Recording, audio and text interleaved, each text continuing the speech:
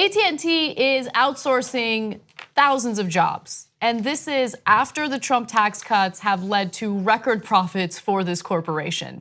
So to give you exact numbers, AT&T is earning record profits, spending billions on stock buybacks, and is expecting an estimated windfall of $20 billion in savings from Donald Trump's tax reforms. So they're in a good financial situation, right? They're doing well. They have no reason to lay people off or outsource jobs. I mean, do they really need to make more money, more profit? Yeah, they do. So 16,000 people in the United States have lost their jobs at the communications giant since 2011 as it continues to shut down call centers to consolidate facilities in the United States or in favor of offshore alternatives in countries such as India, the Philippines, and Mexico. So in some of the countries that they're outsourcing these jobs to, people make about $2 an hour. So what is the Republican response to that, right? Well, we got to be competitive. So do we lower our wages to $2 an hour to compete? Because their reaction to outsourcing has been, more tax cuts. That's going to be the solution. That's going to solve the problem. Except it didn't solve the problem at all. They're making record profits because of these tax cuts. They're not using it on creating more jobs or paying their employees more. They're using it on stock buybacks, and they're still outsourcing jobs. One more stat. In the past 7 years, AT&T has closed 44 call centers. Foreclosures took place this year. So before we get into more of AT&T's lies, and look, you might find this weird, but I don't blame them for the lies. Their job is to maximize profit. They're going to lie to you. They're going to cheat. They're going to take whatever they can. They're going to legally bribe politicians. That's their job. That's their job.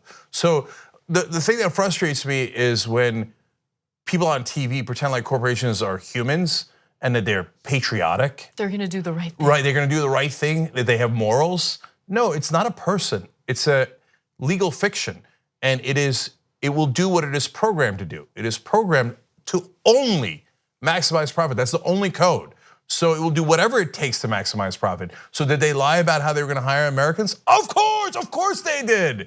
It's the exact opposite. So I don't want people to misunderstand us either. Look, if you, it's possible that people are using AT&T less because there's no more phones in your home, for example. That's entirely possible.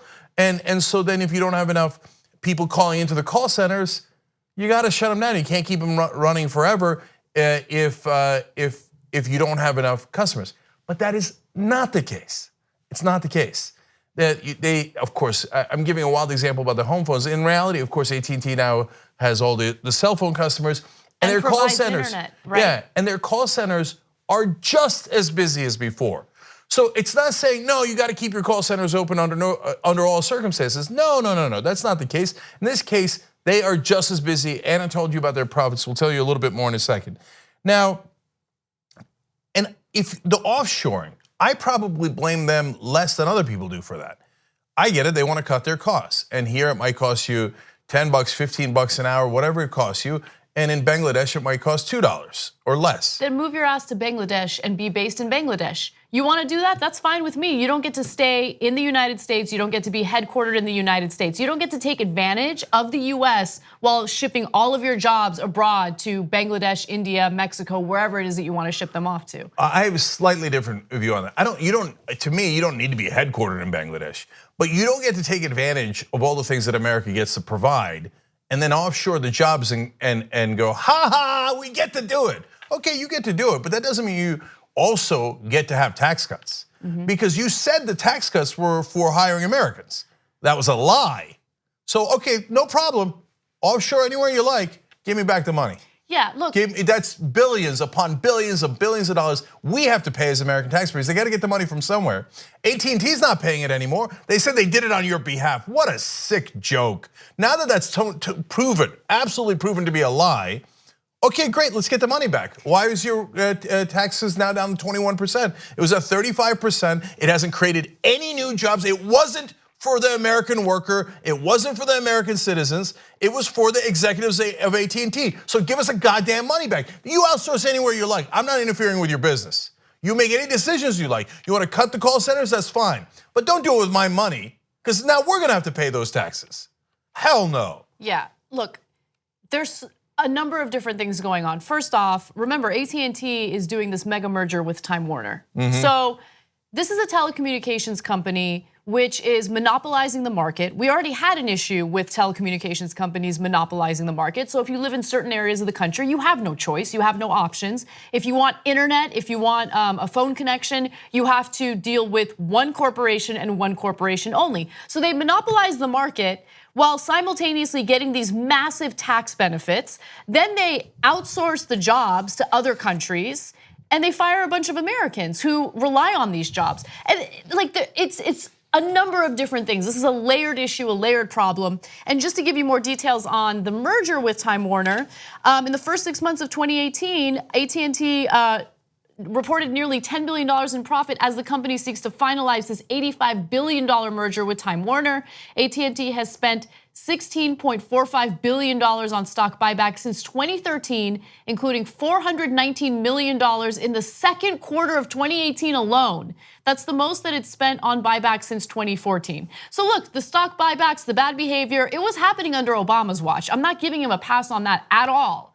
But it's now amplified, accelerated under the Trump administration. So let me be clear, and I know that people get frustrated sometimes when I keep emphasizing this, but I'm a capitalist. So you want to make money and you do it in a way that is not harmful to the rest of society. I think we should rewrite the code of public corporations so they have a second priority that's not just to maximize profit. But after that, you make a lot of money, bless your heart. So look at the money they're making, $10 billion in just the first half of the year.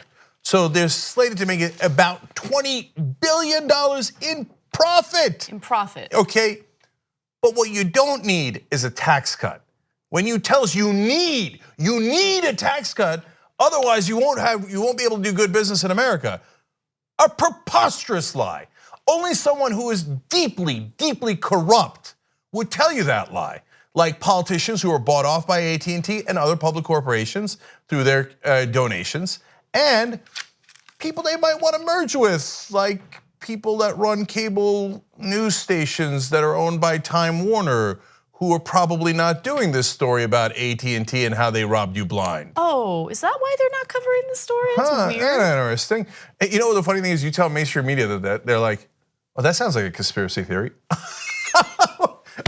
A public corporation wanting to maximize profit is a conspiracy theory. Well, that's the most wide open conspiracy that's ever been reported. I mean, you have to have either a childlike innocence or be not very bright to understand how those corporations work. So last thing, because this is to me the worst of the lies.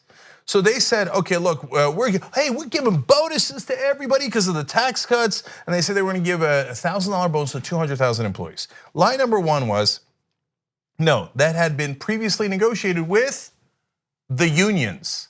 The unions had gotten that $1,000 bonus for the workers. Then they go and pretend that it's the exact opposite, that it was a Republican tax cut that did it. Okay, so that lie is bad enough, but the second lie is the worst. They said, oh, we're gonna invest $1 billion into America and to American workers, and it's gonna create 7,000 jobs. Now, the Communication Workers of America, in this case, is a union that would love that. And they would applaud AT&T. Sometimes those guys turn around and are against Democrats because they're like, hey, listen, if you give a tax break or other breaks to the corporation that my guys work at, some of it's gonna come to me, and they go and support those things. So they are aligned with AT&T on that count. So they did an analysis because they care about the guys that they represent. It turns out AT&T, since the tax cuts, has not added 7,000 jobs. They have done literally the exact opposite. They have fired 7,000 people. Now, again, your business isn't doing well or it's in a struggling industry, whatever it might be, right? You gotta lay off workers, it happens. But you made $10 billion in 6 months. You didn't have to lay off those workers. You chose to lay off those workers. You chose to lie and say that you were gonna add 7,000 workers. And then you say, but I need the tax cuts. I need you, the American taxpayer, to pay more and me to pay less because poor AT&T. So I want to quickly clarify that as well, because the corporate tax rate was cut from 35% to 21% under the Trump tax plan. And so when people say, well, the middle class is paying more in taxes than these corporations are, sometimes you'll get a response saying, no, that's not true. They're paying 21%. Most middle class Americans don't pay 21%. Yeah. They don't actually pay 21% because remember, the GOP did not close corporate tax loopholes. They remain in place, they remain intact. So their effective tax rate went from 17% to 9%. I guarantee you most middle-class Americans are paying more in federal taxes than 9%. If you're a conservative, independent, it doesn't matter who you are, and you think the system is rigged, you're absolutely right. It is rigged. It's rigged exactly with laws like this. Donald Trump told you he was gonna close a loophole on hedge funds. They pay way lower taxes than you do. They're the richest people in the world. I don't mind them making money, bless their hearts. But why not pay the same taxes everybody else does? Why not pay the taxes at your bracket? Because why? They bribe the politicians like incredibly corrupt Donald Trump. So he lied straight to your face saying he'd take that loophole away. Guess what? Didn't take it away. They didn't take any of the loopholes away, any of them. So what do? They lowered taxes on corporations, kept all the loopholes, and they robbed you blind. So that's how the system is rigged. It's as clear as day. They give campaign donations, yes, to corrupt Republicans and Democrats, and they do independent expenditures, they do dark money spending. What is that? You and I know what it is. It's a bribe. It's a bribe. They bribe all of them, including the most corrupt of them all, Donald J. Trump. And at the end of the day, they come out and tell you pretty stories about bonuses and how they're gonna add jobs. Next thing you know, your job's shipped off to India. You're screwed. If you're lucky, you get another job at minimum wage, which is still down at $7.25 for the country. That's $15,000 a year, and you got to somehow support your family on that. That's how the system is rigged. Never miss another TYT video by ringing the bell below. You'll get notified whenever we publish something new. And don't forget to join TYT and download the TYT Plus app today.